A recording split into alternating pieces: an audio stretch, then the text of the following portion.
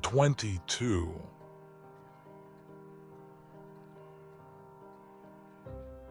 It was a time of distress at home and war abroad. Glory's scarlet fever was as rife an epidemic in Manchester as elsewhere. The town bristled with bayonets, corps of volunteers in showy uniforms, on parade or exercise, with banners flying, dotted it like spots on a peacock's tail. The music of drum and fife drowned the murmurs of discontented men, the groans of poverty-stricken women, and the cries of famishing children.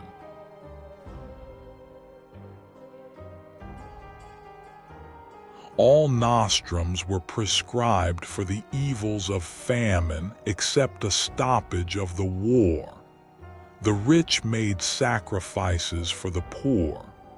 Pastry was banished by common consent from the tables of the wealthy in order to cheapen flour. Soup kitchens were established for the poor. And in the midst of the general dearth, the 19th century struggled into existence.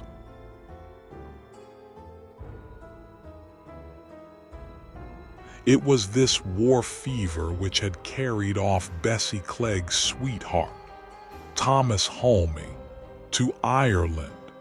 In Lord Wilton's regiment of Lancashire Volunteers, 3 years before, the honest, true-hearted fellow could not write for himself. Postage was expensive and uncertain. And in all those 3 years, only 2 letters, written by a comrade, had reached the girl, to her simple, uninformed mind.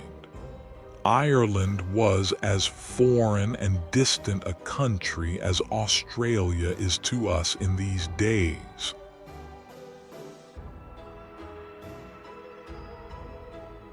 And to be stationed there with his regiment amongst those wild Irishmen conveyed only the idea of battles and bloodshed. Yet she kept a brave heart on the matter, and hid her anxieties from her father as well as she was able. In some respects, little Jabez was a godsend to her. The frequent attention he required, combined with her labors at the batting frame and her household duties, tended to distract her mind from the dark picture over which she was so much inclined to brood.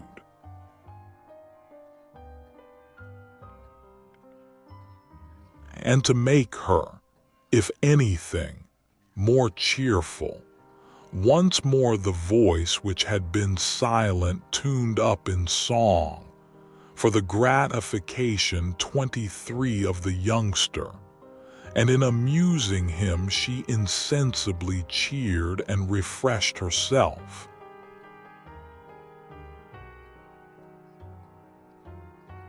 Yet as she trilled her quaint ballads, or Sabbath school hymns, she little thought her vocalization was to furnish an envious mind with a shaft to wound herself, and the one of all others dearer than herself.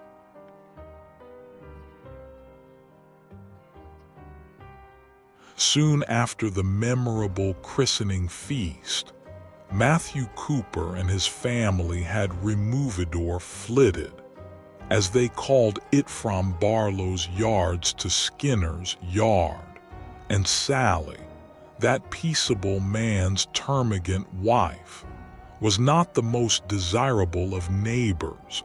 The tea and the currant cake and the beef on that unusually well-spread board had filled her with pleasure for the time, but turned to gall and bitterness ere they were digested. Why should the Cleggs be so high in the favor of Mr.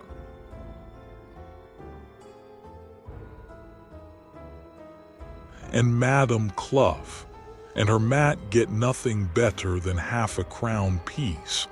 He'd quite as much to do in saving the brat's life as Simon had, and with such a family, wanted it a fine sight more.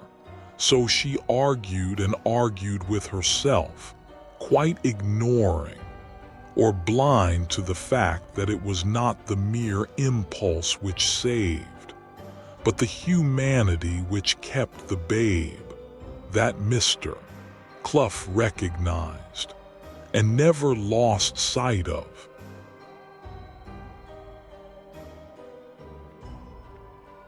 As Simon grew in favor at the tannery, the more excited grew Sally Cooper, until nothing would do but a removal to the opposite yard, where she could see for herself the goings on them Cleggs, and once there, she contrived to harass Bess by numberless little spiteful acts, as well as by her vituperative tongue.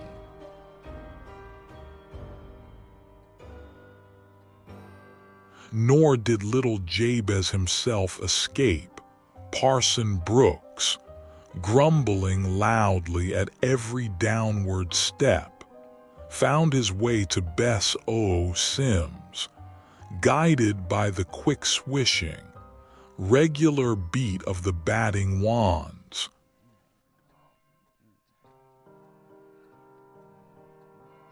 Mrs. Clough having, by ocular demonstration, satisfied herself that Bess was a sufficiently notable housewife and a kindly nurse, had replaced the worn-out long clothes which Jabez inherited from brother Joe by a set of more serviceable and suitable short ones, had, moreover, sent an embrocation to allay Simon's rheumatic pains, and to crown the whole, supplied a go-cart for the boy, to help him to walk, and yet leave the hands of industrious Bess at liberty.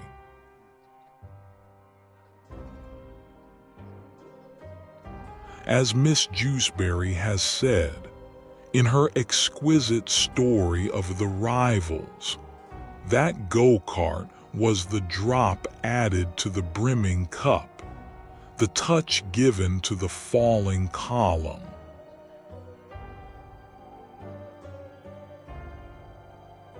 Mat's worse half an inveterately clean woman, be it said, was 24, occupied with her Saturdays redding up when she saw the wood-turner carry it in, and she thereupon trundled her mop at the door so vigorously and viciously that the children instinctively shrank into corners or ran out of the yard altogether, beyond reach of her weighty arm, and as, one by one, they ventured back, after what they thought a safe interval, creeping stealthily over the freshly sanded floor.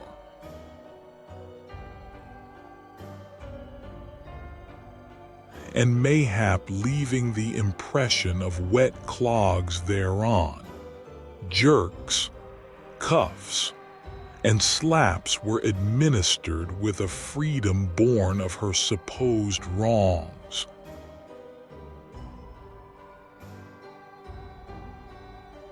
When Mat came home to offer his wages upon the household altar, the storm had not subsided, and he was fain to retreat to the quiet fireside of Simon to smoke his pipe in peace and escape its pitiless peltings. He could not have selected a worse haven. It was a flagrant going over to the enemy. Thither she followed him in her wrath, and in her blind fury assailed not only him, but Bess, Simon, Mr. Clough, and Joshua Brooks.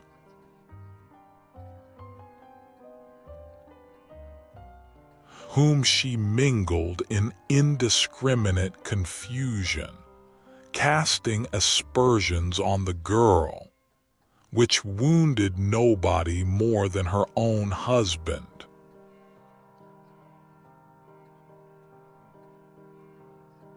In the midst and in spite of all this, Jabez grew apace. Life was not altogether sweetened for him by Mrs. Clough's kindness, only made a little less bitter, and certainly not less hard, since almost his first experience with the go-kart was to tilt at the open doorway and pitch head foremost down a flight of 3 steps into the stony yard, whence frightened Bess raised him, with a bleeding nose and a great bump on his forehead, amidst the mocking laughter of Sal Cooper.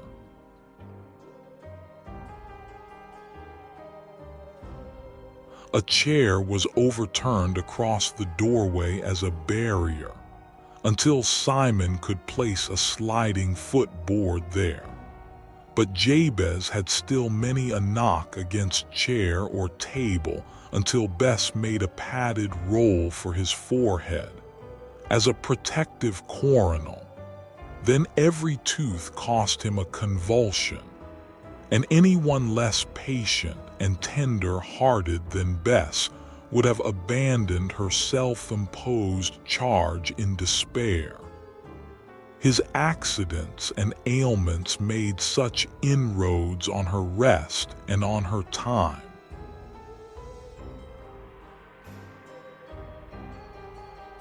But even patience has its limits, and Sally Cooper strained the cable until it snapped. At a war of words, Bess was no match for her antagonist, and, rather than endure a second contest, the Cleggs left the fiery serpent behind and quitted the yard.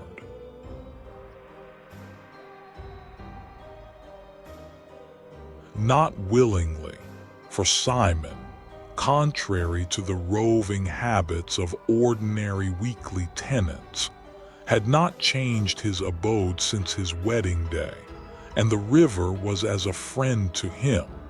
He declared 25 he could na sleep o' neets without waiter singin' to him.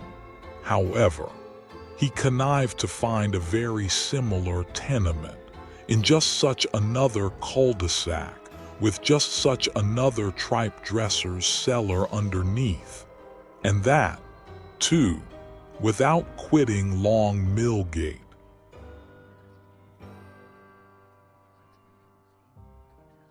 Midway between the college and the tannery, this court was situated, its narrow mouth opening to the breezes wafting down Hanover Street. They could still look out on the verdure of Walker's Croft, and the Irk laved its stony base as at that same Skinner's Yard, which Simon lived to see demolished.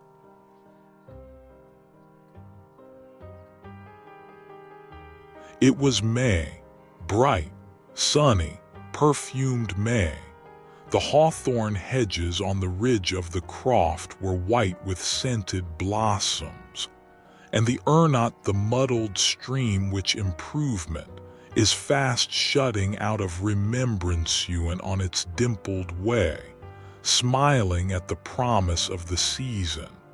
The echoes of the May-Day milk cart bells and the flutter of their decorative ribbons were dying out of all but infantile remembrance.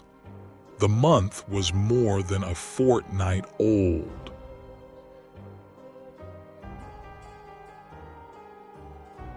It was 1802, and Jabez was almost 3 years old. He was running, or rather scrambling, about the uneven court, gathering strength of limb and lung from their free use, albeit at the cost of dirt on frock and face, and the trouble of washing for Bess.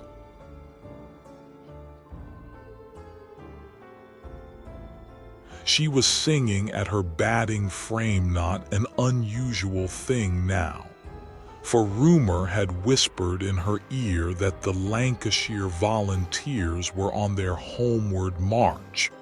Even as she sang, a stout young fellow in uniform stopped at the narrow entrance of the court and questioned 2 or 3 gossiping women who, with arms akimbo, blocked up the passage, if they knew the whereabouts of Simon Clegg, the tanner, and his daughter Bess.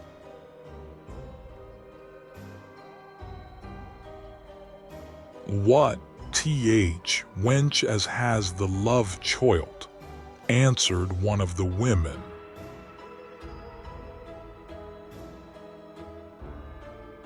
"The girl I mean had no child when I saw her last," responded he, between his set teeth.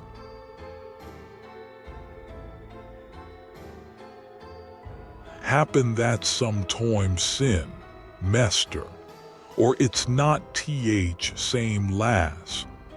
That's her singin' like a throstle o'er her work at the oppen winder."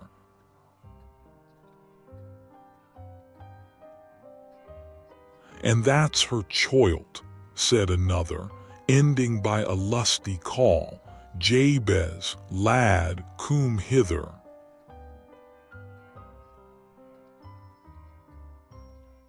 Jabez, taught to obey his elders, came at a trot in answer to the woman's call. The volunteer looked down upon him. The child had neither Bess's eyes nor Bess's features, but he 26 heard the voice of Bess, and over the woman's shoulder he caught a glimpse of her face at the distant window. It was Bess, sure enough.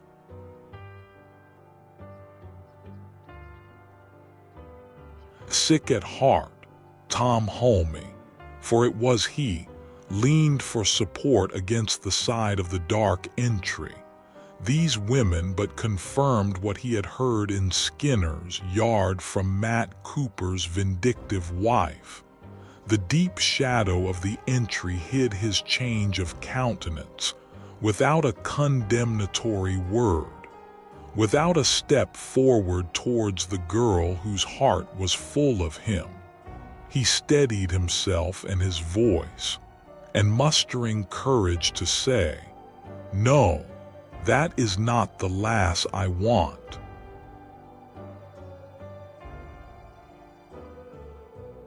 strode resolutely out of the entry, and, bending his steps to the right, turned up Toad Lane, and so on to the 7 Stars in Withy Grove, where he was billeted.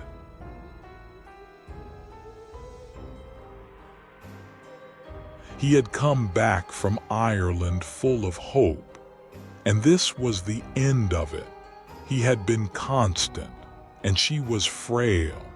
She whom he had left so pure had sunk so low that, though she bore the brand of shame, she could sing blithely at her work, unconscious or reckless of her degradation. Tom had only been a hand-loom weaver, and was but a private in his regiment, but he had a soul as constant in love, as sensitive to disgrace, as the proudest officer in the corps.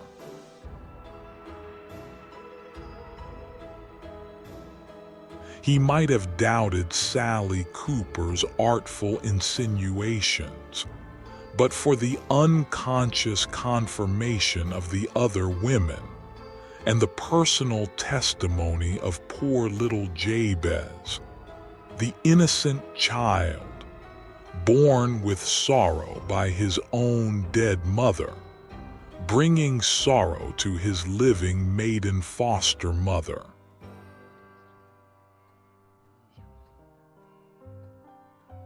The little lispings of the child conveyed no impression to Bess's understanding. But one of the women bawled out to her from the open court,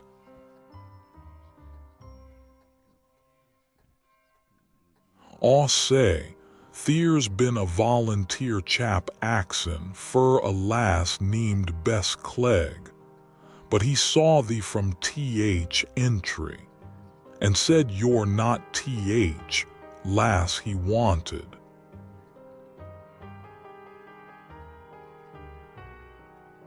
Her heart gave a great leap, and the blood flushed up to her pale face. Could it be possible that there was another Bess Clegg of whom a volunteer could be in search? Yet, had that been her Tom, he would have known his Bess again. Even after 5 or 20 years, she would know him anywhere, and so all that day and the next. Her heart kept in a flutter of expectation and perplexity. She wondered he did not come. The regiment was in town.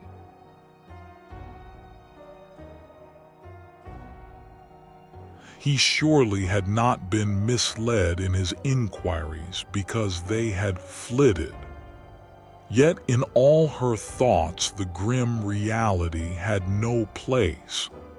Her perfect innocence and singleness of heart had never suggested such a possibility to her.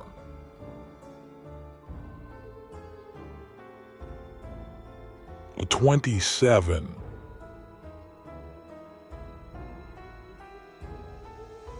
The days went by from the 13th to the 22nd, yet he came not.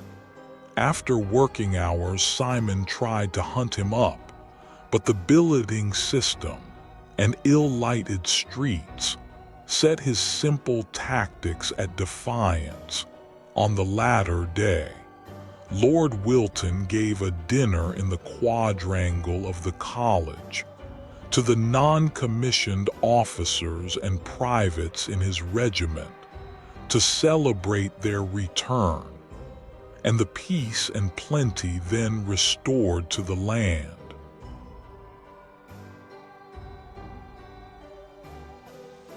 At the first sound of fife and drum, Bess snatched up Jabez, and leaving house and batting frame to take care of themselves, rushed along the street to the Sun-Inn corner, where Long Millgate turns at a sharp angle, the old grammar school and the Chetham College gate standing at the outer bend of the elbow, the better to see. She mounted the steps of the house next to the Sun, a house kept by a leather breeches maker, and strained her eyes as the gay procession wound from the apple market.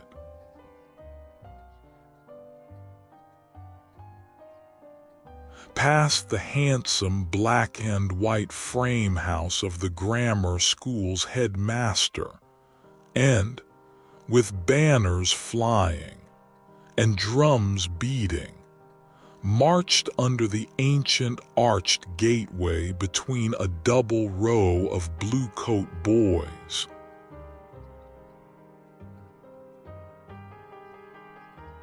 She held Jabez high up in her arms to let him see, and his little arms clasped her neck as she scanned every passing soldier's features.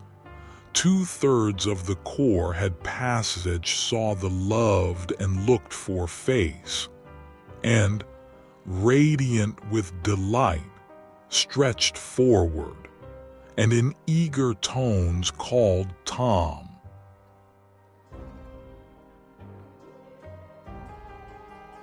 There was a mutual start of recognition, 2 faces crimson to the brow, then one white as ashes, a keen meaning glance at the child, teeth clenched, and eyes set with stern resolution, and without another look, without a word, Tom Holme went on under the whale's jawbone gateway, and Bess, with brain bewildered, hands and limbs relaxed, sank on the breeches maker's steps in a dead faint.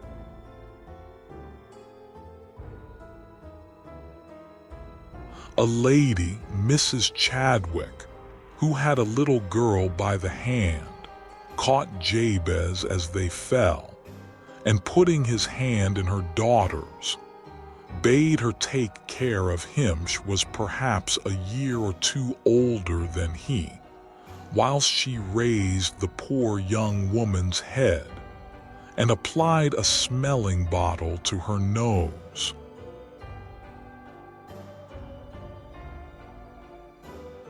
A strange parting, strange meeting, how close the founts of sweet and bitter waters lie, how often separate streams of life meet and part again, some to meet and blend in after years, some to meet never more.